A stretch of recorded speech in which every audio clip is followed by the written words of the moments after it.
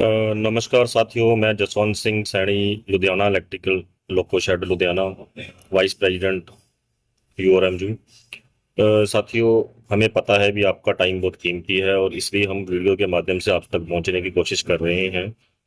S ज़्यादातर आपने देखा है भी आपको बहुत सारी ऐसी उपलब्धियां गिना दी जाती हैं जो जिसका आप पर कोई प्रभाव नहीं होता और आप उससे कभी कनेक्ट भी नहीं करते, क्योंकि सारी रेलवे की उपलब्धियां आपको बताऊं उसका कोई फायदा नहीं है। आपका कीमती समय हम खराब नहीं करेंगे और सीधी और स्पष्ट बात जो आपसे सीधी संबंधित हो वो हम आपको बताएंगे। साथियों, आज हम बात करेंगे टेक्नीशियन पोस्ट की। भारतीय रेलवे में 5 लाख टेक्नीशियन काम कर रहे हैं, जिसमें से 3 लाख टेक्नीशियन इलेक्ट्रिकल शेड और डीजल शेड जैसी वर्कशॉपों में काम कर रहे हैं और 2 लाख टेक्नीशियन ओपन लाइन पे काम कर रहे हैं, जैसे डीआरडी वगैरह।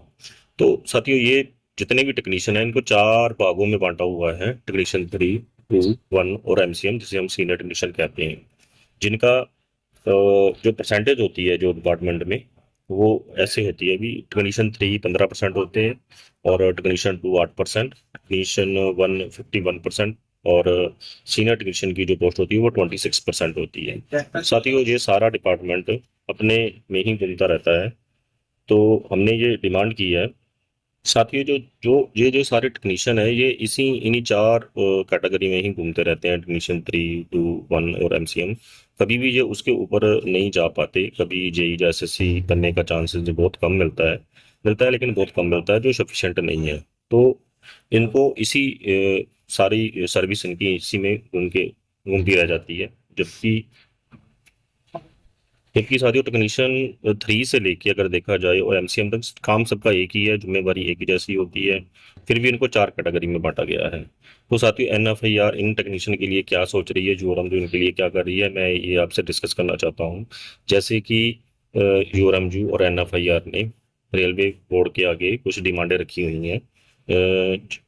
वो आपसे मैं डिस्कस करूंगा। जैसे पहली डिमांड ये है कि जो 2400 पे ग्रेड है और 2800 पे ग्रेड की जो टेक्नीशियन है, ये इन दोनों को मर्ज कर दिया जाए और ये सारा 2800 पे ग्रेड कर दिया जाए।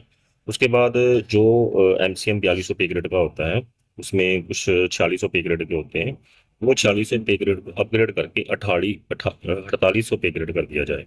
और आपने देखा है भी रेलवे ने बहुत ज़्यादा तरक्की की है, सारे काम पूरे ही आधुनिक तरीके से किए जाते हैं।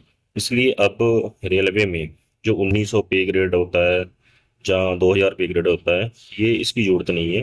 सारे बच्चे अभी पढ़े लिखे हैं, हायर क्वालिफिकेशन होती है और अच्छे समझदार और पढ़े लिखे बच्चे आ रहे हैं। इसलिए इन सभी को जो स्टार्टिंग हुआ है वो सीधी 2400 पे ग्रेड से होनी चाहिए। तो ये एनएफआईआर ने डिमांड रखी है।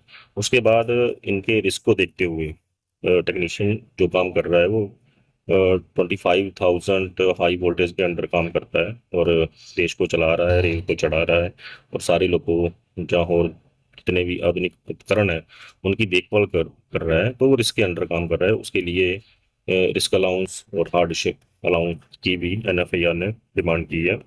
और एनएफआईआर ये भी डिमांड करता है कि इनका जो पूरा स्ट्रक्चर है उसको भी चेंज किया जाए। जैसे पहले तो था 15%, 8%, 51% और 26%, लेकिन ये सारा स्ट्रक्चर चेंज करके इसको जो 2400 पे ग्रेड है उसको 20% कर दिया जाए और जो 2800 पे ग्रेड है उसको 40% कर दिया जाए और जो 4200 पे ग्रेड है उसको भी 40% कर दिया जाए, जिससे सबको फायदा होगा और उन्हें आगे बढ़ने का मौका मिलेगा। धन्यवाद साथी।